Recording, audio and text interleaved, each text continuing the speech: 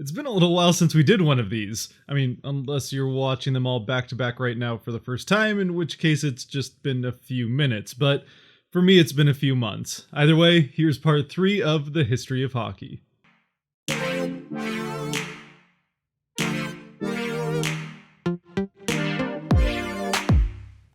Okay, to be fair, it's pretty much just the history of the NHL, but if you haven't watched parts 1 and 2, those do have a little bit more of the pre-NHL history, so I would recommend watching those before you start up this one if you haven't already. In part 2, we focused on the early years of the NHL, a league that was formed in 1917 and had a fair amount of turnover in its first couple of decades, with teams coming and going, or at least moving cities, relatively frequently. But although the league did at one point have as many as 10 teams, by the time 1942 rolled around, they were down to 6. Of course, the biggest reasons for losing nearly half of the league in a short span of time was a combination of the Great Depression, as well as a good number of players leaving to go fight in World War II. With NHL eventually losing the franchise that had played in both Philadelphia and Pittsburgh, one of its most successful franchises to that point in the Ottawa Senators, who had also played as the St. Louis Eagles for a short period of time before folding completely, as well as the Montreal Maroons and eventually the New York Americans.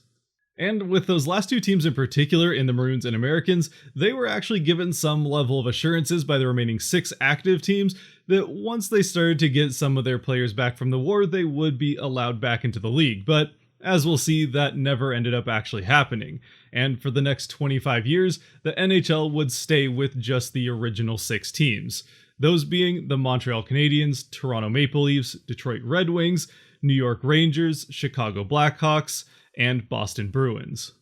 The first few years of the original 6 era actually turned out to be some of the most competitive years of the entire 25-year span. But even with that said, early on the team to beat was the Montreal Canadiens with Maurice Rocket Richard and his punchline, which isn't like a funny joke that he had, it's just the nickname of the forward line that he played on. I mean, who knows, maybe he did have a historically funny joke, but that's certainly not what we're talking about right now, and it's also probably not what won them 2 of the first 4 championships in this era. Regardless, though, of what was powering Richard and the Canadiens, in the 1944-45 season, he had one of the most historic single seasons of any player in NHL history, when he became the first player to score 50 goals in 50 games. A feat that still has only been accomplished by 4 other players, with Mike Bossy and Mario Lemieux both having done it once since, as well as Brett Hull having done it twice and Wayne Gretzky having done it 3 times. Though the next one of those to happen after Richard did it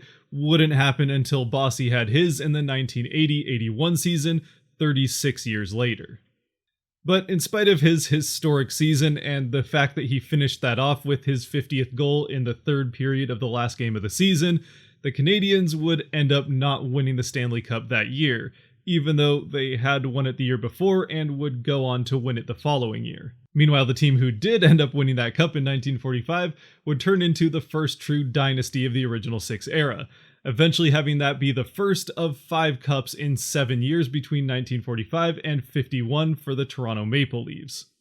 It was a Maple Leafs team that was led by a number of Hall of Famers, including Ted Kennedy. Although this is probably not the Ted Kennedy you first think of when you hear that name, this one was born in 1925 and played 14 years for the Maple Leafs, including leading them to a couple of their best seasons in franchise history. In fact, by win percentage, the 1950-51 season with a .679 was the best win percentage the franchise had up until the 2021 season. Though, unlike 2021, they ended up winning that Stanley Cup. It was also during this period of time that the NHL expanded its regular season from 50 games to 60 games in 1946, and then 3 years later, in 1949, bumped it up again to 70 games where it would stay for the remainder of the original 6 era. And on top of that, in 1948, Larry Kwong would become the first non-white player to play in the NHL, though he would only play 1 game for the New York Rangers, and it would be a few more years before we saw another non-white player.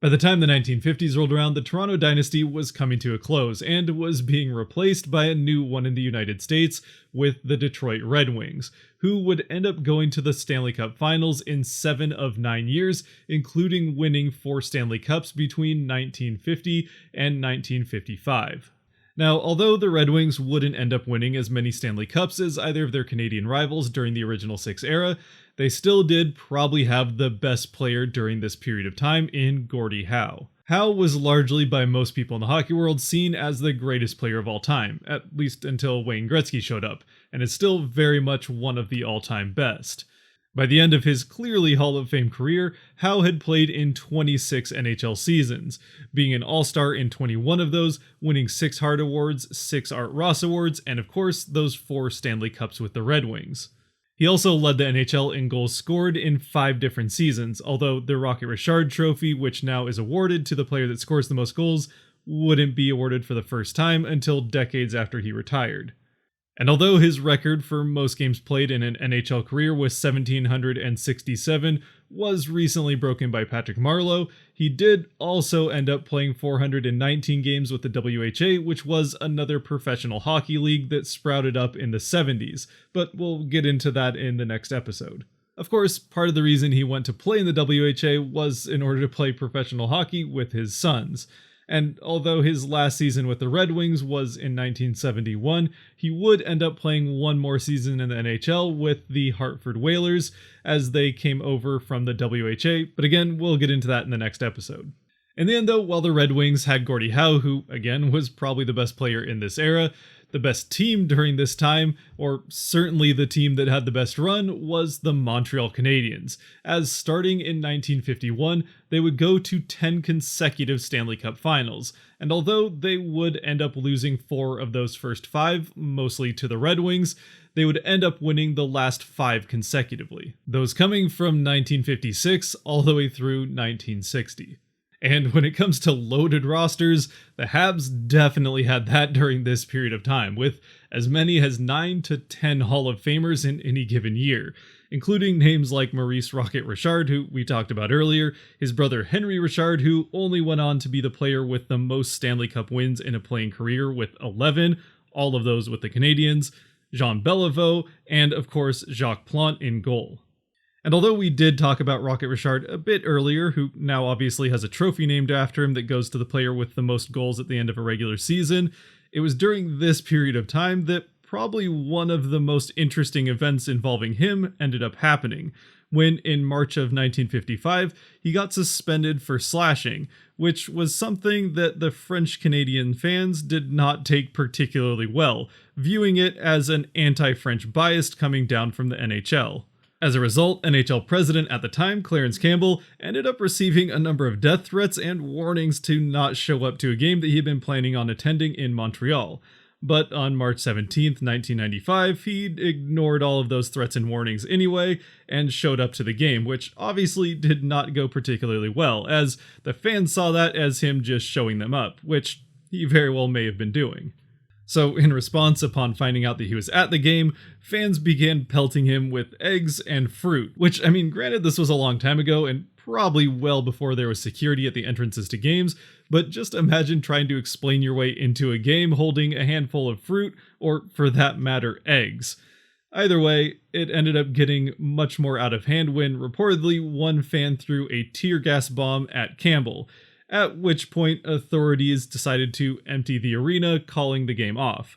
And that just led to a riot outside the arena, which has been known as the Richard Riot. Of course, outside of Rocket Richard, again, there were a number of other great players on this team, and again, one of those was Jacques Plant, the goalie, who is still widely seen as one of the greatest goaltenders of all time, but what he's probably best remembered for is being the guy who introduced the goalie mask as a permanent fixture in the NHL. Plant wasn't the first goaltender to wear a mask in the NHL, as Clint Benedict had worn one back in 1930, but he eventually gave it up pretty quickly as it impeded his vision, and then it would take nearly 3 decades for someone to wear it again when Plant finally induced his. And although he did start wearing a mask in practices in 1956, it wasn't until 1959 that he was finally allowed to wear it in the game after his coach Toe Blake had been blocking it and saying he couldn't wear it in games up till that point. And since back then anyway, a respect for the tradition of the game was more important than player safety, which obviously has changed by now. Oh, wait. It ended up taking Plant having his face gouged open by a puck in the middle of a game before there were backup goalies for him to eventually be allowed to wear his mask. It took 20 minutes for him to get his face stitched up, and then his coach Blake asked him if he was ready to come back into the game, at which point he refused unless he was able to wear his mask. Eventually, Blake, who was not happy about it, let him wear it and returned to the game, with the one condition that he removed the mask once it was all healed up.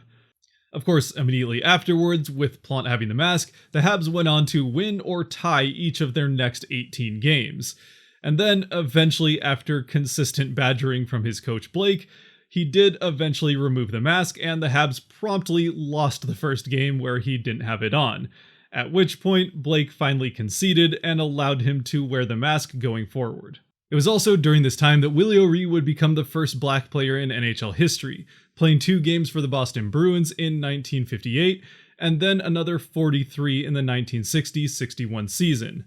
And although those 45 games would be the only ones of his NHL career, ending up with 14 points on 4 goals and 10 assists, he's still very much seen as the Jackie Robinson of hockey, and still faced many of the same things that Robinson did in baseball from opponents and fans alike. Also, in 1960, somewhat on accident, Stan Mikita helped introduce the curved blade to the game of hockey. In practice, he cracked his blade and then, out of frustration, shot another puck, but noticed that that shot behaved quite a bit differently with the curve in his blade due to that crack. So then he and teammate Bobby Hall started experimenting with heating up their blades and curving them before games, and ended up having quite a bit of success, as with his curved blade, Mikita would go on to win 4 Art Ross trophies.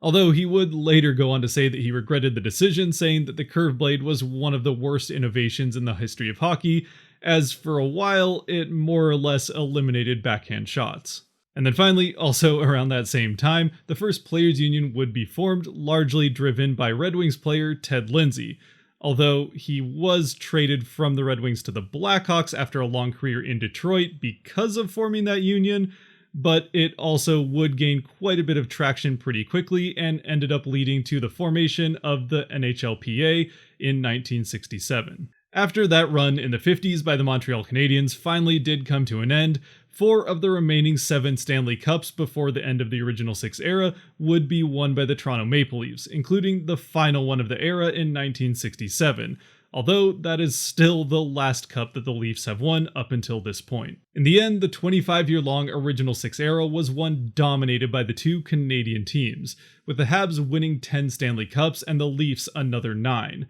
Of the remaining 6 Stanley Cups in that time, the Red Wings claimed 5 of them, and the Chicago Blackhawks finally got on the board with 1 towards the end. Meanwhile, both the New York Rangers and Boston Bruins came up completely empty, at least when it comes to titles. It's a period of time that I think, largely because of that stability of just 6 teams for 25 years, is often looked upon pretty fondly, and for some people is seen as the golden era of hockey. Though for me, I think a large part of that is nostalgia goggles, as at least as far as parody is concerned, this is probably the least parody that the NHL has ever seen during that 25-year stretch. I mean, sure, if you're a fan of the Leafs or the Habs, you probably do wish that things were a little bit similar to the way they were then than they are now, but for the rest of us who like seeing different teams compete for the Stanley Cup every year, the way things are now does seem to be quite a bit better. Even if now the Lightning have gone to back-to-back cups and might win their second one in a row, but still. And that total dominance that those 2 or even 3 teams, if you include the Red Wings, showed during the original 6 was no mistake, as during that period of time, the teams were allowed exclusive access to recruit and sign players from their local area. So naturally, with pretty much all of the best players being Canadian at that time, or really all of the best players being Canadian, naturally, the 2 Canadian teams and the 1 US team that's right next to the border to Canada had the best players and the most success. Of course, that is eventually what led to the introduction of the first NHL amateur draft in 1963 that sought to somewhat even the playing field between these teams, but it took quite a while before that started to have the desired effect and a few changes to that system. And of course, because this was also long before things like free agency and salary caps would be introduced to the NHL, the turnover on teams also was pretty much non-existent. So once you got those good players from your local area, if you were one of those 3 teams, then you kept them until you finally decided that they were towards the end of their career, and then they could go somewhere else if they wanted to. So it was largely a combination of those things that led to all of these runs of 5 to 10 years of largely the same teams being in the Stanley Cup Finals and winning the Stanley Cup. In fact, even with 4 of the 6 teams making the playoffs every year, just making the playoffs was difficult for the other 3 teams, as Detroit, Toronto, and Montreal combined to only miss the playoffs 8 times in that 25-year span, leaving the other 3 teams to fight it out for that one last playoff spot, ultimately to probably end up losing to one of those 3. Also, on top of all that, there were definitely some ownership issues, especially with the 4 US-based teams, where the owner of the Detroit Red Wings, James E. Norris, also essentially owned the Chicago Blackhawks, had a majority share of the New York Rangers, and had quite a bit of financial sway when it came to decision-making with the Boston Bruins. And I'm pretty sure you can see why that would be a problem, and also is why a number of people, at least in the States at the time, called the NHL the Norris Hockey League rather than the National Hockey League. It's also largely because of that control that Norris had that especially the New York Americans were not allowed back into the NHL after they did start to get some of their players back from World War II like they were promised they would, as he didn't really want them competing with his New York team, the Rangers. And like we talked about at the beginning, the Montreal Maroons also suffered a similar fate. But even after having denied the return of those 2 teams early on, and then years and years of pushing away expansion, it was becoming obvious by the early to mid-60s that the NHL was being left behind, as both the NFL and MLB had done significant expansion, and by 1965, the NFL had 14 teams, while Major League Baseball had 20, and even the 20-year-old NBA had 9 teams. Not only that, but the NHL's footprint was not particularly big, with their farthest west team being in Chicago and their farthest south team being in New York. So to add even more incentive to expanding, and especially expanding out west, since 1960, the NHL had been held off of national broadcasts, at least in the United States, because they, again, just didn't really have that much of a following outside of the Northeast where all of the teams were. I mean, granted, Chicago's not really in the Northeast, but you get the point. So finally, after years of pushing for expansion by Rangers owner William Jennings, as well as rising competition in the West from the WHL, who had teams like the Vancouver Canucks, Seattle Totems, and Edmonton Flyers, just to name a few, and yes, I just said Edmonton Flyers, the NHL finally decided to expand in 1967, adding 2 teams in California with one in the Bay Area and one in LA, a team in Minnesota, and returning to St. Louis, Pittsburgh, and Philadelphia, bringing their total to 12 teams in the league, doubling in size with 6 total being added. And that is where we'll pick up in part 4. So if you have made it to this point, thank you very much for watching. If you did like or enjoy this video, there are buttons for that kind of stuff down below. Otherwise, I'd love to hear your thoughts on this, anything that I missed in this original 6 era that you'd like to add, or any questions that you might have. Otherwise, stay safe out there and be good to each other. Peace.